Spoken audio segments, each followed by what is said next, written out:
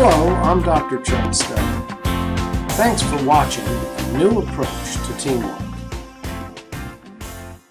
Ideally, what are the benefits of working in a team? Well, first of all, there's a concept called synergy, where two or more people working together can produce more than what they would do if they were working alone. Leverage means that two or more people can come up with better strategies than working in an isolated environment. The other thing is that by labor specialization, and that's a concept that's in Chapter 1 and 2, we can assign people to do what they do best. And finally, we can have backup people available in case of illness or inability of a party to perform. The Stowe teamwork process that you're going to be exposed to in this course is designed to help you in two environments. First, it's going to help you to create a greater level of outcome. In other words, what we often have happen in college is people form a team, and frankly, the team's outcome is no better than the one or two people who actually worked on the project and wanted to make an A. The problem is that doesn't meet a commercial standard of what teamwork expectations are. See, what we're going to do is we're going to learn how to devote time to actually build a team. We're going to go step by step in this PowerPoint to look at the steps of making the team projects actually enjoyable and highly productive.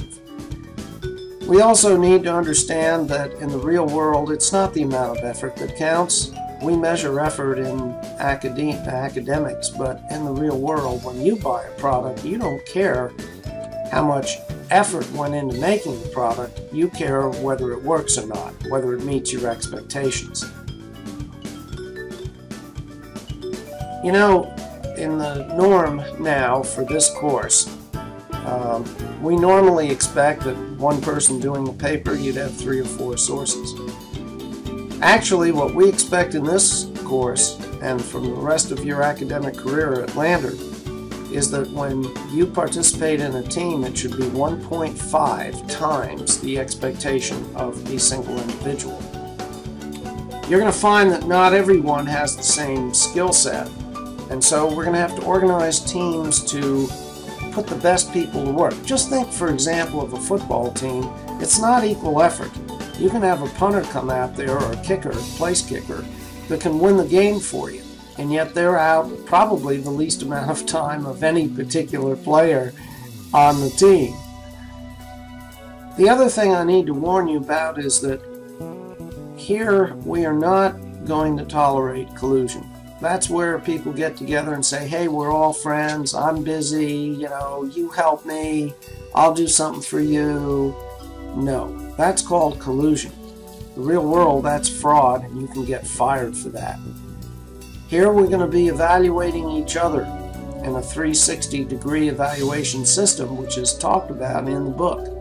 60% of the big companies are now using 360-degree evaluation, where you not only evaluate each other, but you evaluate yourself on top of the client's evaluation and my evaluation.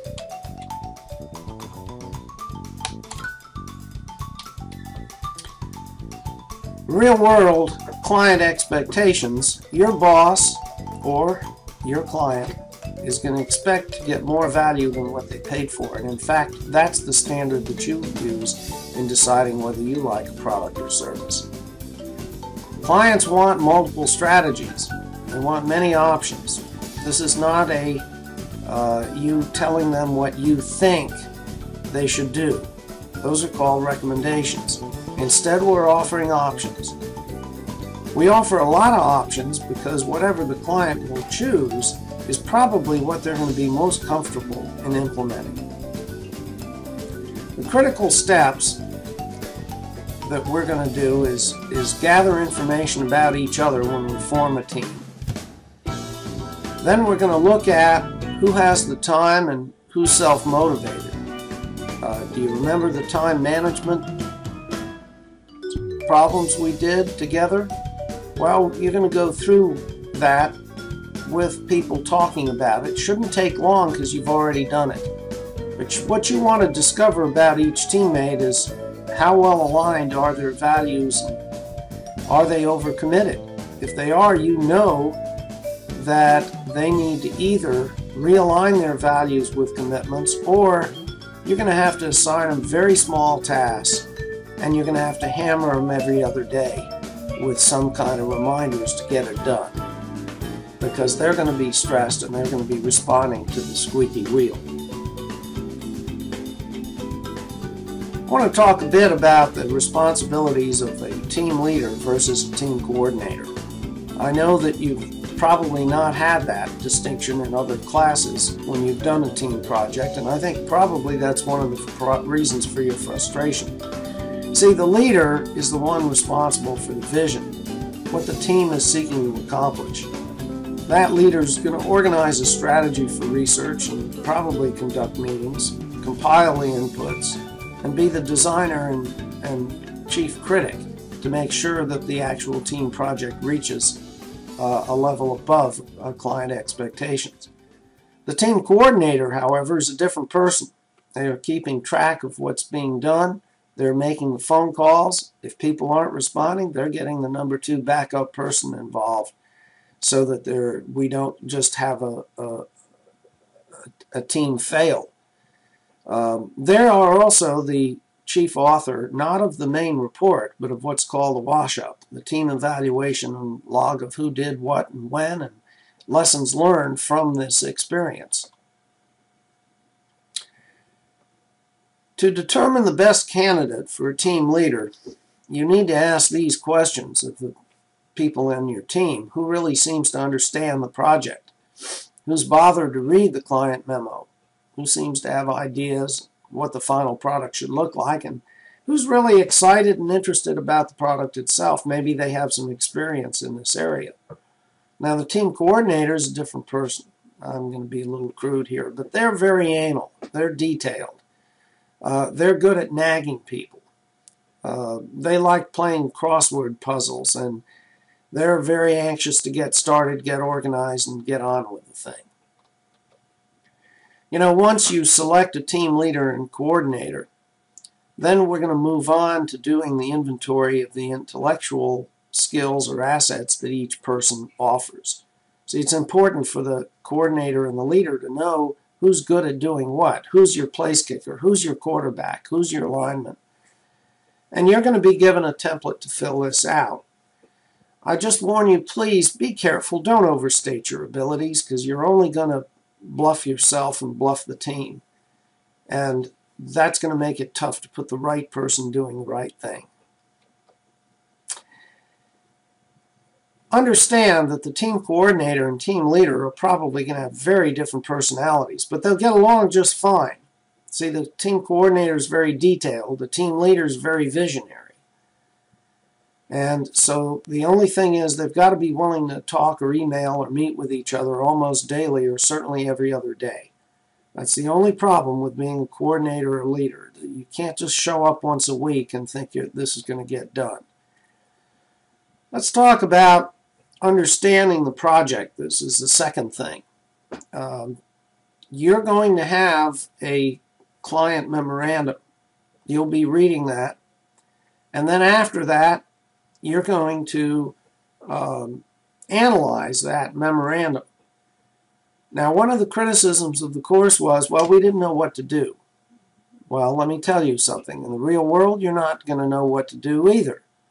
No one is going to spoon feed you along. They're hiring you because you're a college graduate, because you should be able to figure it out. And this system teaches you how to figure out what people want or say they want versus what are their needs and what outcome is the team being formed to really accomplish.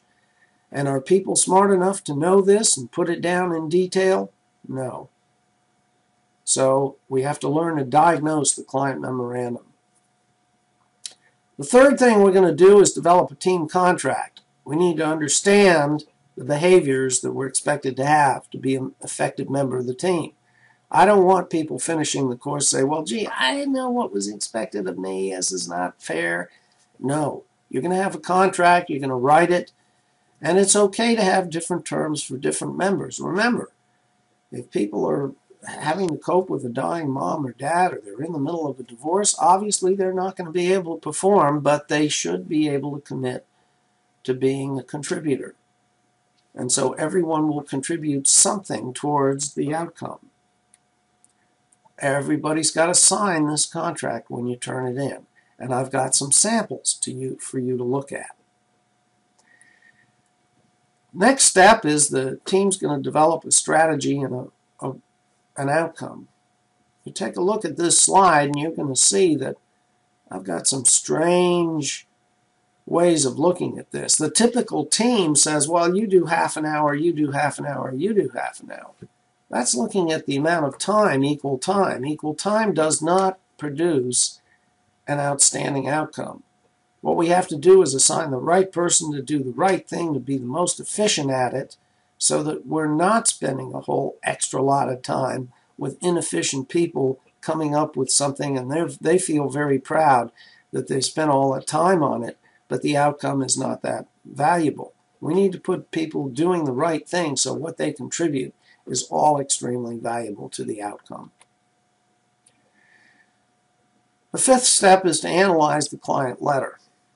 What we're going to really do is you're going to sit down and make a list of known facts that are provided in the letter. Then you're going to make a list of unknowns. What are things that the client is not telling you? And in other words, you learn to read between the lines. What do they say they need or say they want? And what do they really need? What is their real problem? Why did they really come? What outcome are they seeking from the team?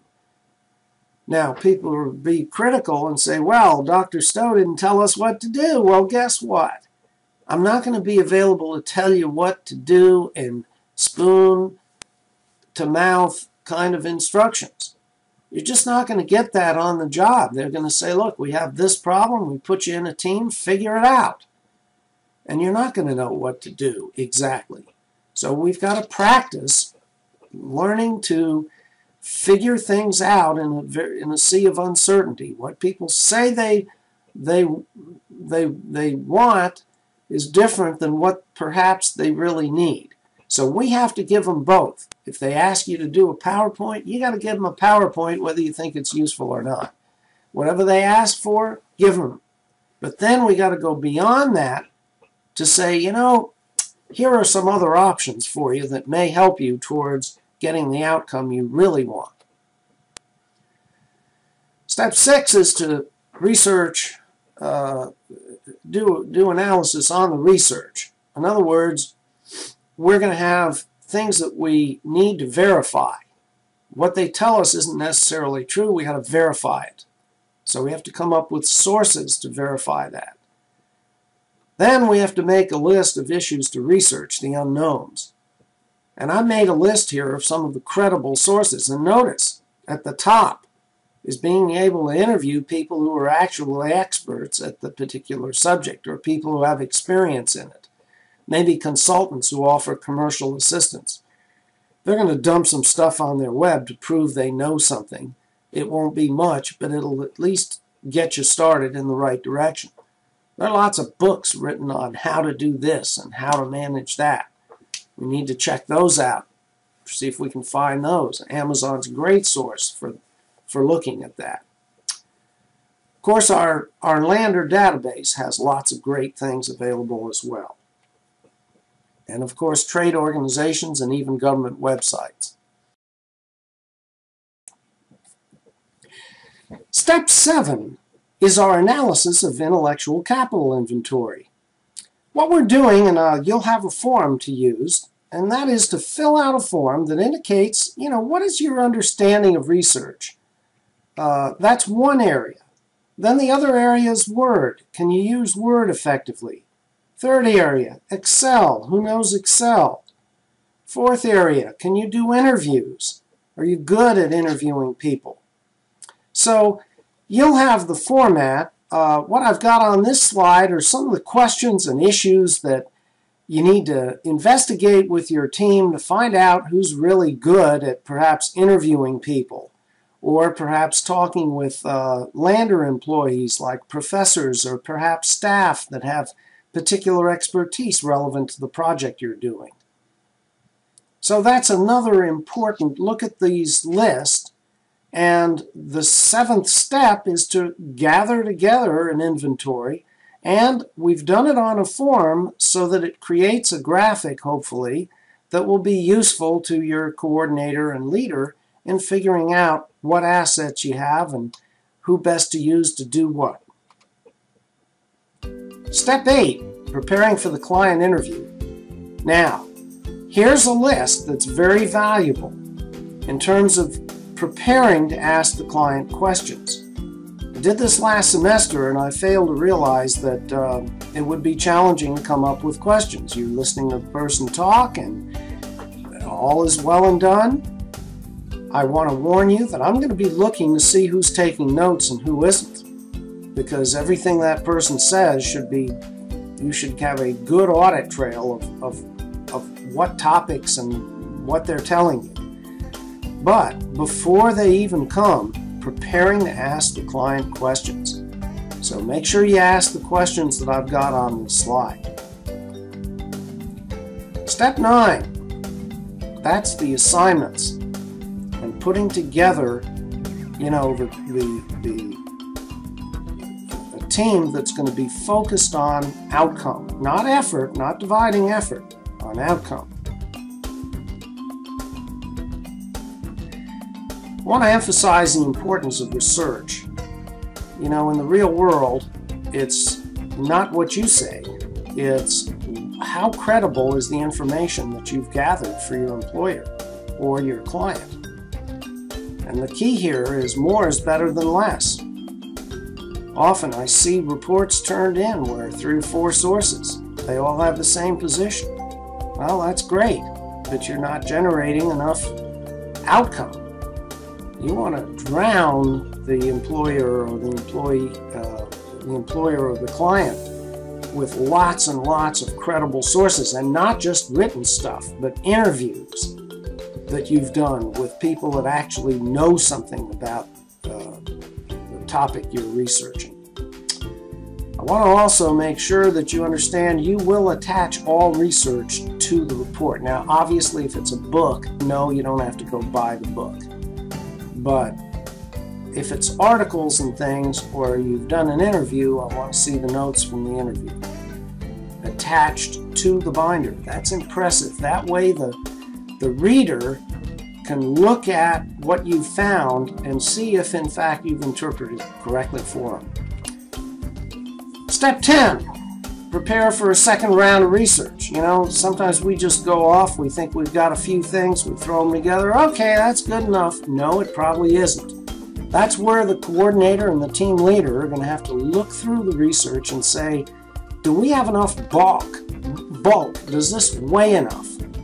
Do we have the right kind of sources? And is there something we talked about that we completely missed? Because one thing you don't want to do is write a memo promising to give certain things and then, well, you just didn't get to it. And they're going to try to identify the missing research and deepen the materials, and then there'll be another round of assignments. And I'm not talking about 2 weeks to do it. None of this, you know, you only spend a few minutes at it anyway, so you're going to have to block off some time. Step 11, compile research and write the draft. Now, who does the draft? That depends on the team. Sometimes it might be the team leader, but if there's a good writer aboard, you should use that person to help with that, perhaps giving them less on the research side. You want to add up the number of findings, or how many options you're going to present. You want to present a slug of options. One answer isn't it. In the real world, that's not the case. There's not one answer to anything except math problems. So what you want to do is make sure you develop a good, strong first draft. Well, Then the team is going to have to meet. Maybe some of those people who haven't shown up or woken up to the project yet, maybe they ought to be helping you read the actual draft and come up with what they think might be missing. And at the same time, somebody needs to be developing the PowerPoint to the point where they can rehearse it. And I recommend that everybody be given something to say or something to do during that PowerPoint to show unity of a team effort. If you only have one person presenting, it doesn't look like there's much of a team behind them. And yes, all members of the team should be up in front of the classroom for the client to observe them. Rehearsal, extremely important. Rehearse at least 2 days before the presentation to allow for the revisions of the PowerPoints and for the preparation of the binder. Then, of course, you'll make an actual client presentation, and they're going to have a rubric, and they're going to be grading and evaluating how valuable your effort is to their reality. On the presentation itself, you want to do a high-impact PowerPoint. Don't read slides, and, make it exciting. If you know how to use video and splice it in, do that. If you know how to put in a little music bed here and there or a noise or two, do that. If you have the ability to put some pictures and stuff into the PowerPoint, the point is you want to make this look professional, exciting, a sales piece, if you will.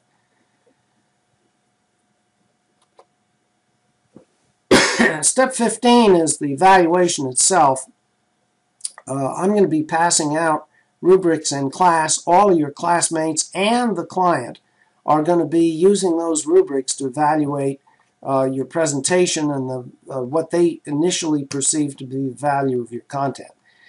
And again, remember, the client wants more than what they asked for. Don't just say, well, I did the minimum and therefore I deserve my A because I did it well. No, you want to give the client more than what they expect. And many, many options, not just one right answer. It's important that your binder look good, that there not be handwritten stuff in there, that it all be typed, and that it has nice tabs. Notes and things, that's fine. You can handwrite those. But I want a nice appearance. Appearance is important in business. It's important in life. If I came to class wearing a smock and blood all over it, I think people would freak. Wouldn't you? I would. All right. Then step 16 is the wash-up report. Now here I recommend that the team coordinator do this. Your particular evaluation of your classmates is going to be sent directly to me. It should not be in the binder. Other people should not see it. It's between you and me. And again, I warn you, any evidence that if I have a student come to me and say, well, gee, I should have gotten this, they agreed to give me this grade, there's going to be a lot of problems for the whole team. We're not going to have collusion. The team coordinator will have a format for the wash-up report. That's a separate document that I'll be giving one to each team, either the coordinator or the leader. And if they want to duplicate it and give it to others, that's perfectly fine. Do you realize this is an organized approach to teaching you how to organize and manage a team effectively, starting with the time management, the intellectual capital thing, and going right through to the end. The question is, how do you get outcomes that really exceed expectations, and how do you reduce stress to being on a team? And having a contingency plan, a backup person for absolutely everything that needs to be done is part of that key. You're also going to have opportunity to assess yourself and what you contributed, not in effort, but an actual outcome. And understand that outcome isn't effort. That's how the real world works, is how well does the product or service actually perform. You know, the first time is the most difficult, and I realize there'll be some angst over this. But I'm determined to guide you through it. I'm even going to give you some class time so that you won't have to have so many meetings outside. but they'll be limited, and you've got to be effective in using that time. Practice makes perfect. Now, here's what you're going to have at the end of the course. You're going to have a time management format. You're going to have that intellectual capital inventory, a sample contract, all the things on this list. And that's going to be useful for future courses. That's also going to be very useful at the workplace when you get on a team and perhaps even lead one.